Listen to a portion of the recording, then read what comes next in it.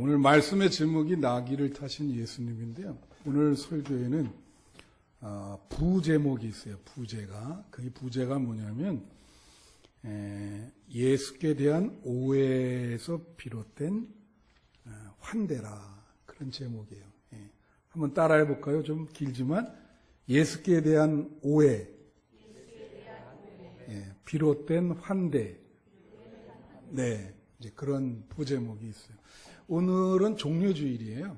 종려주일이라고 하는 거는 종려나무 아시죠? 여러분, 종려나무 가지 이렇게 이런 사진 같은 데 보면 나와 있는데 예수님이 이제 예루살렘에 그 입성을 하시는데, 십자가 지시려고 입성을 하시는데 무리들이 종려나무 가지를 흔들면서 환영을 했어요. 그래서 그것을 기념하기 위해서 종려주일이다, 그렇게 이야기를 하고 있습니다. 사실은 그게 오해에서 비롯된 거예요. 왜냐하면 예수님은 십자가를 지시려고 들어가는데 이들은 예수님을 좀 그 어떤 정치적인 그러한 그 해방을 줄 수 있는 그런 사람으로 오해를 했기 때문에 그렇게 환영을 하는 거죠. 마치 제가 옛날에 어떤 그 영화를 이렇게 본 일이 있는데, 그 내용이 뭐냐면은 재벌집의 그 유산 상속자라고 어떤 분이 이제 그렇게 알려진 거예요. 재벌집에서 유산 상속자를 찾고 있는데 그 사람들에게 저 사람이 그 많은 재산을 물려받을 사람이다, 그렇게 오해를 했어요. 근데 그 사람은 그런 사람이 아닙니다. 그러니까 사람들이 그 사람을 얼마나 환대를 하는지, 뭐 가는 데마다 그렇게 큰 환대를 하는데 나중에 그 재벌 회장의 손자가 아니라는 게 드러났어요.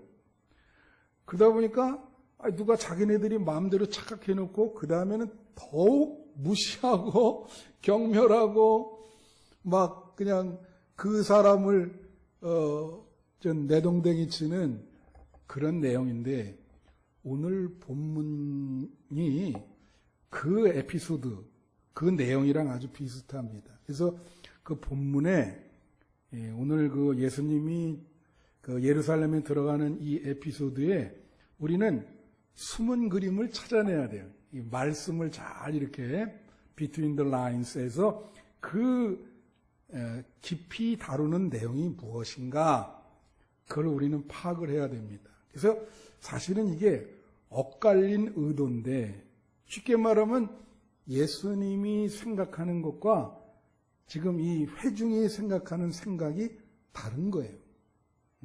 달라요. 전혀 달라.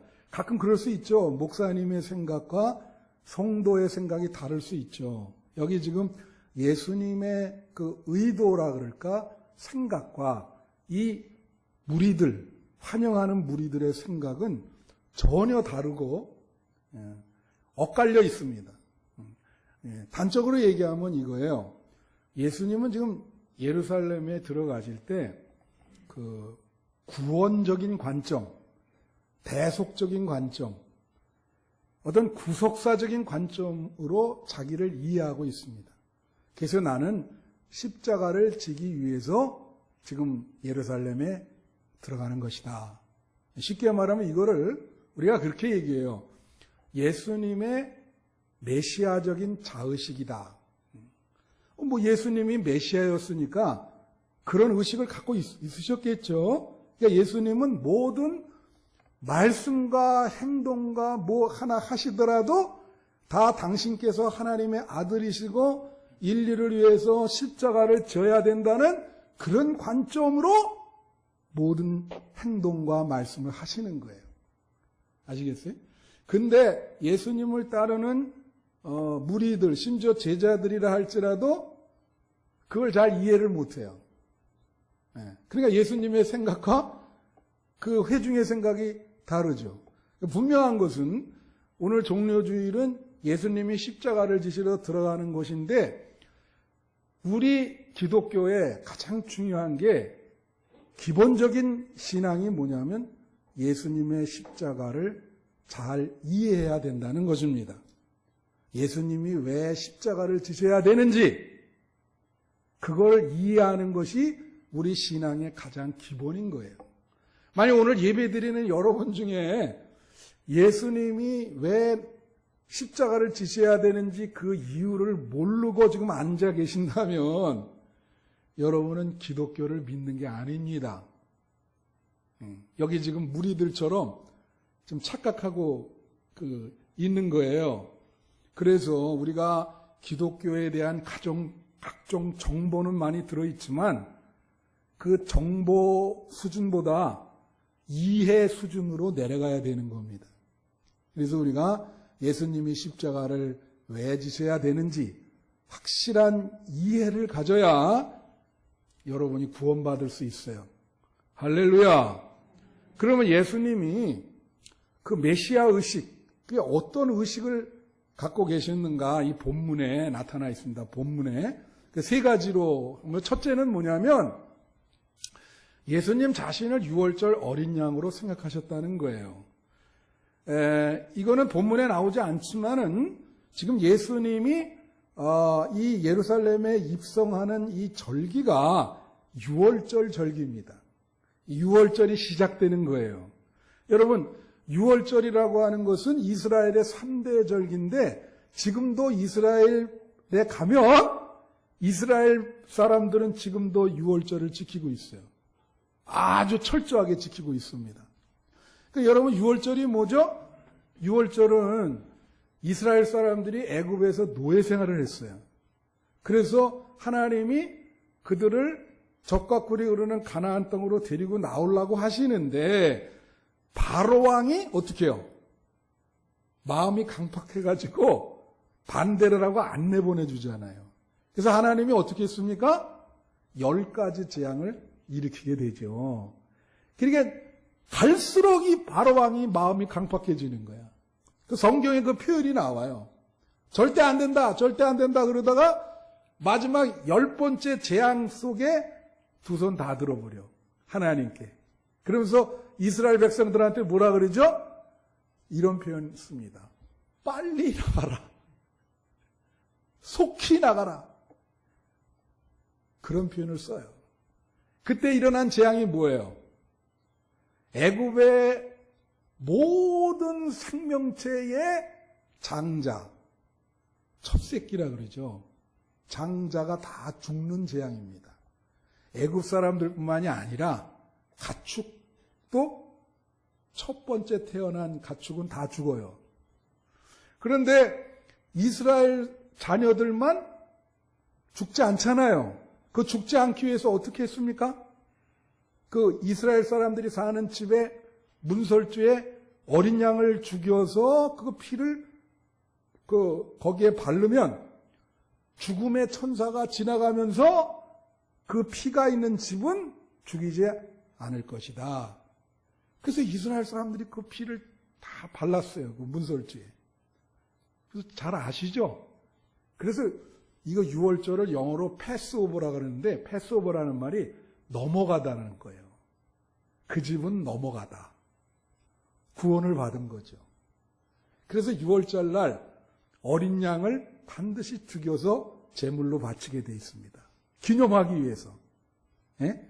그러니까 예수님이 유월절 날 여기 예루살렘에 입성한다는 것은 예수님은 당신께서 인류의 죄를 구속할 어린 양의 제물로 생각하시는 거예요. 그것이 바로 십자가에서 피를 흘리는, 마치 어린 양을 잡아서 죽이는 그 피를 제단에 이렇게 바치는 그 어린 양이 본인이다. 그래서 여러분 요한복음에 보면 예수님을 가리켜서 뭐라 그러죠? 보라, 세상 죄를 지고 가는 어린 양을 보라. 그렇게 얘기하시잖아요. 예수님도 그런 생각이 있는 거예요. 나는 유월절 어린 양으로 순전히 제물로 바쳐져서 십자가에서 마지막 피 한 방울까지 흘려야 될 것이다. 그렇게 생각을 했어요. 두 번째는 예수님은 나귀 새끼를 타고 예루살렘에 입성했습니다. 근데 그 이유가 있어요. 왜 이유가 있냐 이제 본문에 나오죠. 무슨 이유가 있냐면요. 예수님은 말이에요. 마을과 마을에 이렇게 다니시면서 전도하러 돌아다니셨는데 다 걸어서 가셨지 한 번도 무슨 말을 타거나 그렇게 가신 적이 없어요. 근데 오늘은 이상하게 나귀 새끼를 풀어서 데리고 오라 그러고 그 나귀 새끼를 타고 들어가신단 말이야. 근데 여기에 굉장히 구성론적인 의미가 있어요. 근데 어떤 분들은 목사님들도 그렇고 이것을 어떻게 해석을 하냐면 만왕의 왕인 예수님이 나귀 새끼를 타고 가는 것이 참 그게 겸손하고 낮은 마음으로 그렇게 하신 것이다. 그렇게 얘기를 해요. 저는 그런 해석이 일리는 있다고 생각하지만 이 본문에서 그런 해석이 정답은 아닙니다.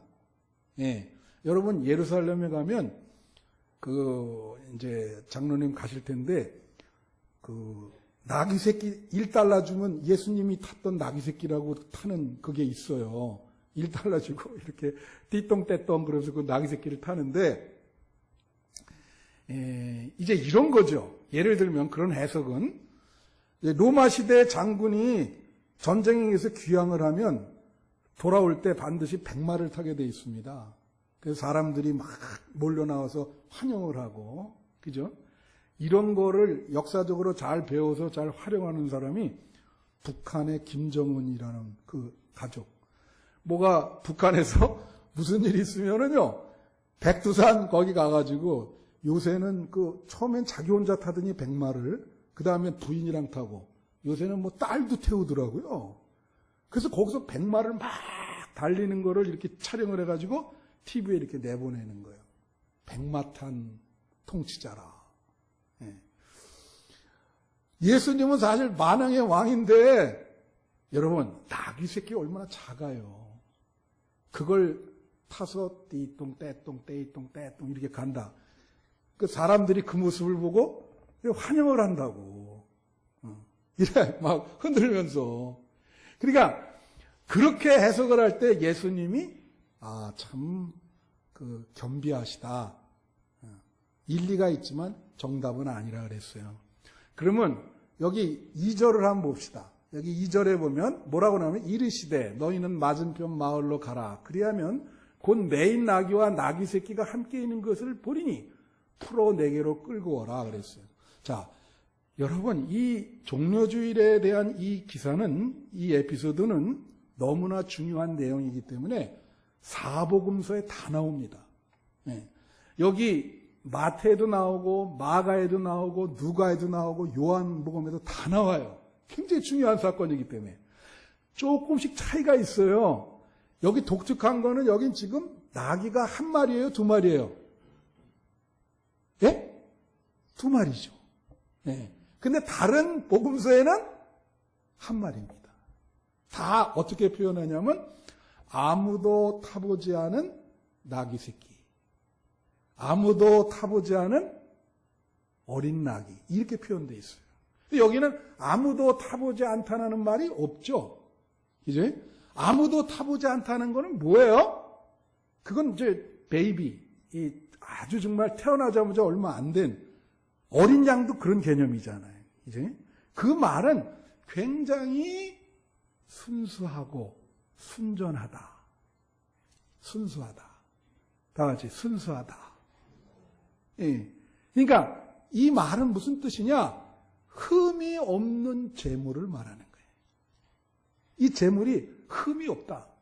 이 나귀 새끼라고, 또 새끼라고 한다면 새끼. 새끼는 아까도 말했죠. 베이비. 이거는 흠이 없어요. 태어난 지 얼마 안 됐기 때문에. 그래서 하나님이 원하는 게 뭐냐. 예수님도 당신을 흠이 없는 완전한 제물로 의식을 하는 거예요. 그래서 나귀 새끼를 이제 타시는 거죠. 흠이 없는 제물이다. 여러분, 하나님 앞에 제물로 바쳐질 때는 흠이 없어야 됩니다. 예? 구약 성경에 나와 있어요. 흠이 있으면 안 돼요. 예. 그리고 그래서 여러분, 제가 지난번에 한번 얘기했지, 아브라함이 그 이삭을 바치잖아요.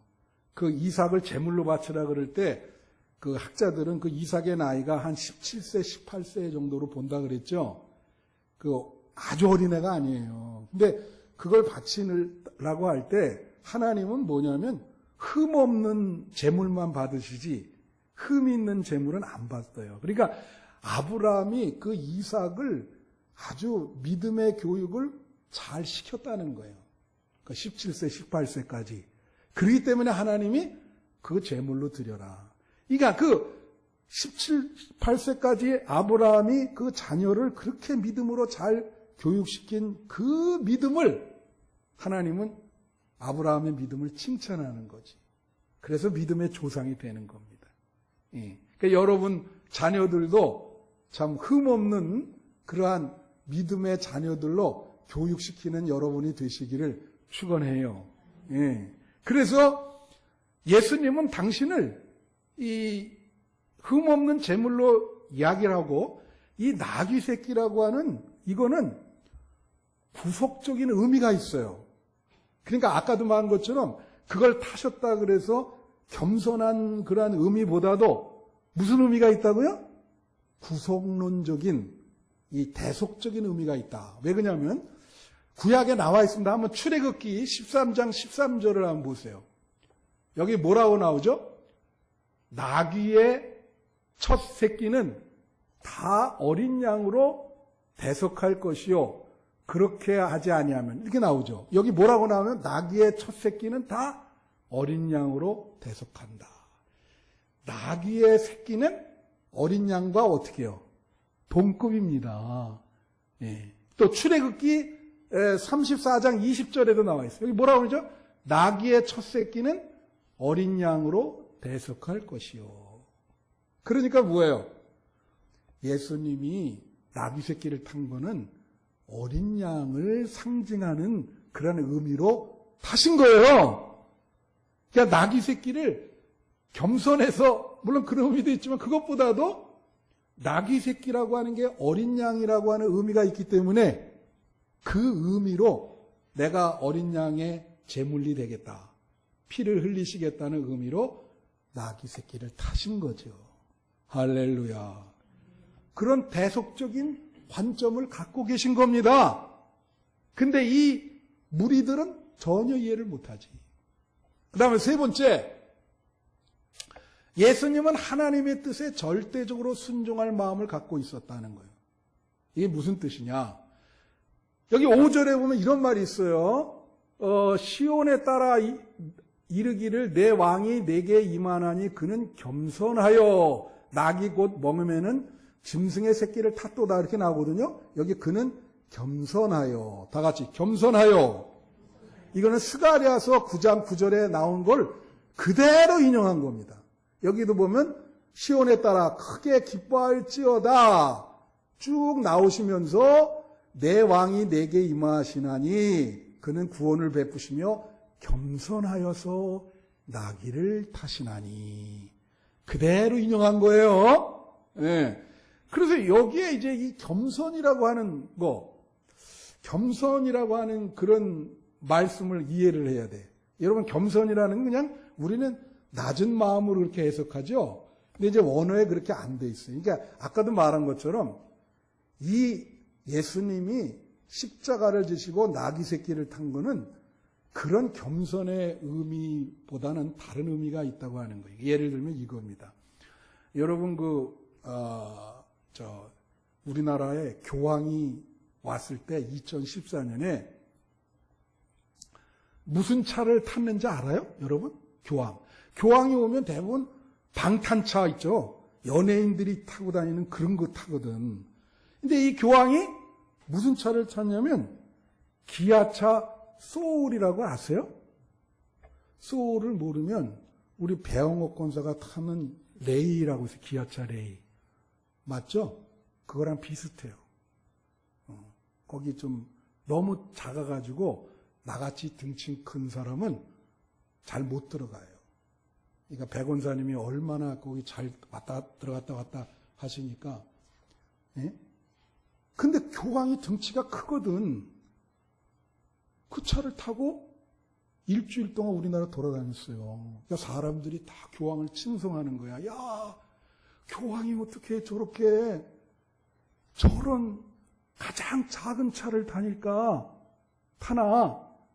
너무 겸손하다. 여기는 그런 의미가 아니란 말이에요. 그런 의미가 아니라고. 예수님이 그런 의도로 나귀 새끼를 탄 게 아니에요. 겸손이라는 말이 예수님이 말이에요. 겸손하다고 하는 말을 본인 당신에게 말씀을 하셨어요. 그게 어디냐면 마태복음 11장 29절에 나와요. 여기 보면 나는 마음이 온유하고 겸손하니 나의 멍에를 메고 내게 배우라. 그렇게 나왔어요. 다 같이. 마음이 온유하고 겸손하니 나의 멍에를 메라. 네. 그러면 마음에 쉼이 있을 거래요. 평화가 있을 거래요. 그래 여기 온유라고 겸손, 아까 마태복음 21장에 나오는 그 겸손이란 똑같은 단어거든요. 근데 온유라고 하는 말은 아나브라고 하는 말인데 이게 무슨 뜻이냐면 마음 있잖아요. 마음. 온유는 마음에 있는 거죠. 마음에. 그게 어떤 뜻이냐면 마음에 하나님의 뜻에 순종해야 되겠다고 결심하는 마음. 그게 온유예요.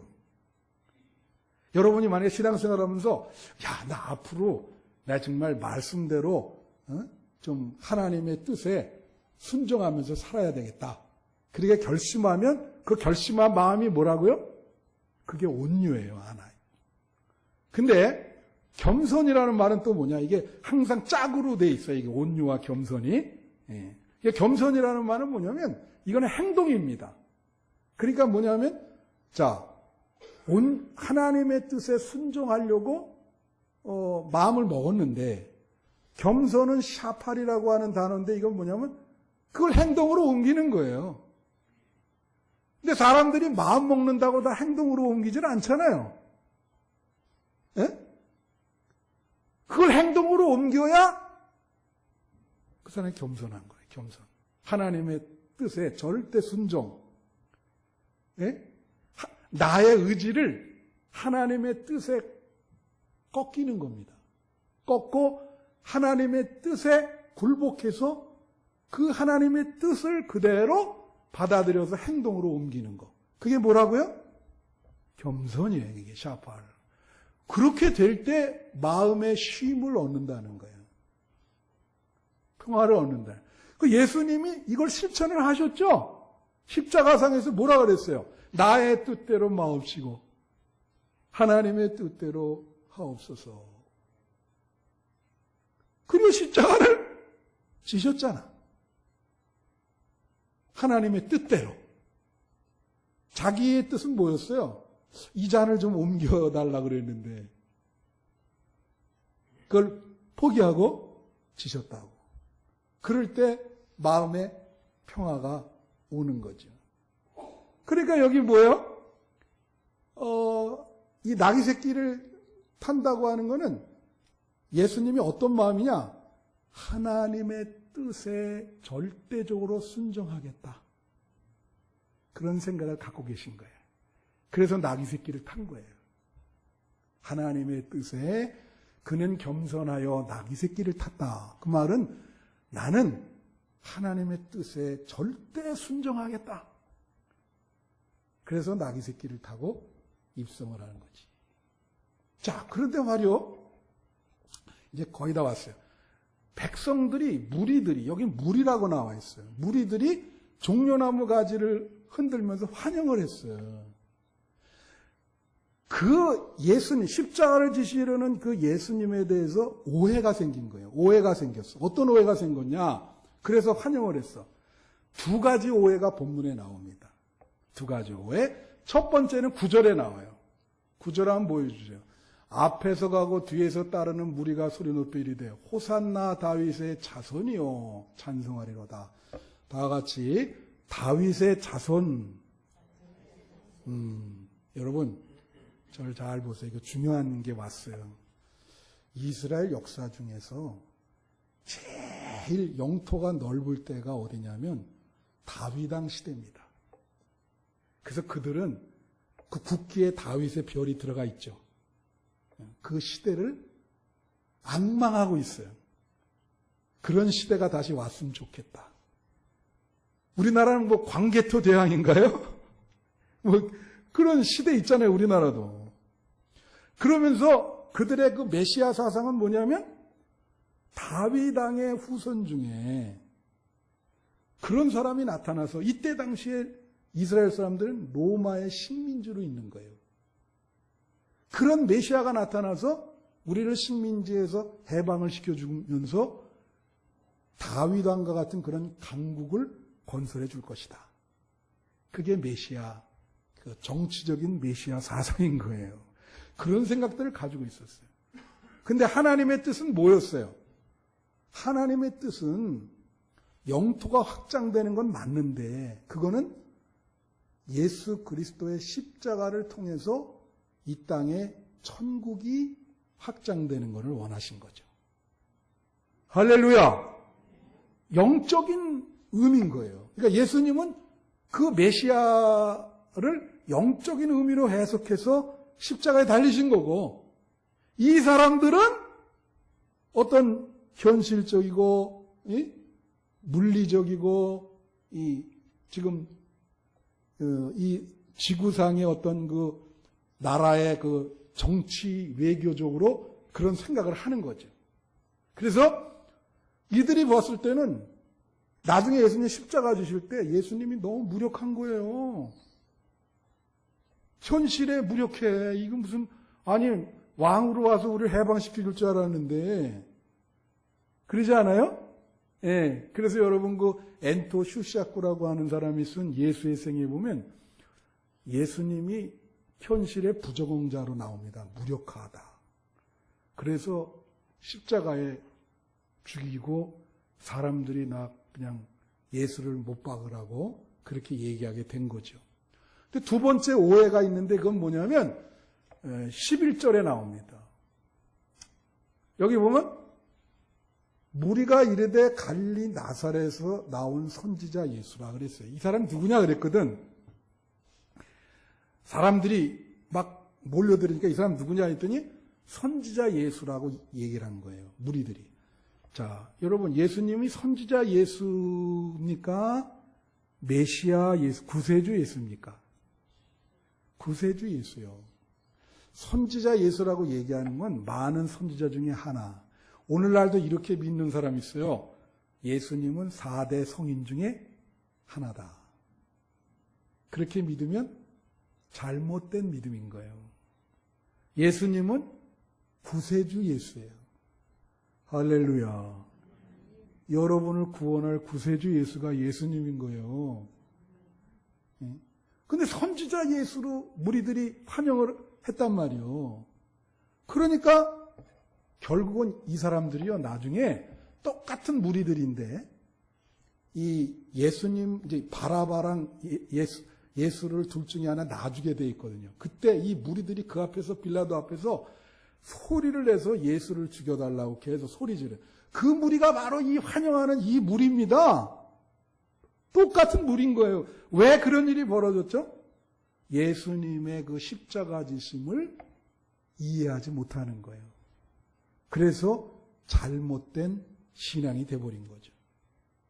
자, 분명한 거는 뭐예요? 여러분이 예수님이 왜 십자가를 지셔야 되는지 여러분이 기본적인 이해를 갖고 있어야 건강한 믿음이 되는 겁니다. 여러분 하나 물어볼게요. 예수님 왜 십자가 지셨어요? 그거 잘 이해하고 계세요? 이 종료주일은 그걸 잘 이해하는 절기입니다. 제가 특세 때도 얘기했지만 결론이 뭐예요? 하나님과 천국과 인간의 죄는 상극입니다. 여러분이 지금까지 수많은 죄를 지셨을 텐데 보이는 죄, 보이지 않는 죄, 알고 짓는 죄, 모르고 짓는 죄, 이 모든 죄들이 용서를 받아야 천국에 갈 수 있어요. 아까 장로님 이 사순절 기간에 회개기도 해달라고 그렇게 기도하셨잖아요. 예? 왜 이 고난주간에 회개기도를 해야 되냐면 죄가 있으면 천국에 못 갑니다. 죄의 문제를 해결하셔야 돼. 무슨 말인지 아세요? 그러면 죄가 있으면 뭐라 그랬어요? 항상 형벌이 뒤따르게 돼 있어요. 그건 신구약 성서에 똑같은 얘기고 일반 우리 사회법에도 똑같아요. 그래서 재판을 하잖아. 그 재판하는 이유는 형벌을 때리기 위해서 재판을 하는 거예요. 그러죠? 그런데 십자가의 의미는 뭐냐면 예수님이 십자가를 지심으로 우리의 죄 때문에 받을 형벌을 대신 받으셨다는 거야. 그래서 대속인 거예요. 할렐루야! 그래, 우리가 예수님의 십자가를 믿으면 우리 죄의 형벌을 예수님이 대신 받았기 때문에 우리 죄가 사함을 받는 거예요. 그래서 하나님을 배울 수 있고 천국에 갈 수 있는 거예요. 이게 우리에게 가장 중요한 문제인 거예요. 세상 사람은 이거 중요하게 생각하는 우리는 중요해요. 여러분, 이 종료주일에 예수님의 십자가 지심을 이해하고 믿으시고 남은 생에 천국에 반드시 입성하시는 여러분 되시기를 축원합니다.